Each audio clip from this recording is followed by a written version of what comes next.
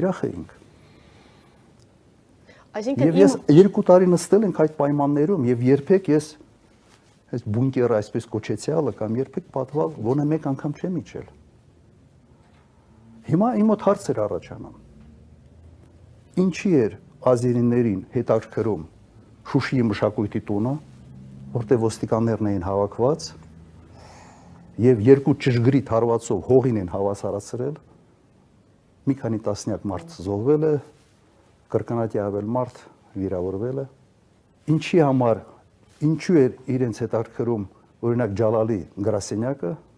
երբ հրթիռով ուղղակի հարվածել են այդ գրասենյակի, ինչի էր հետաքրքրում Ղազանչեցոս եկեղեցին Շուշիում կամ հրամանատարական կետը, մեր հրամանատարական կետերը Աղդամում, Մարտունիում, Հադրութում, Ջալալի մեքենան, մոտ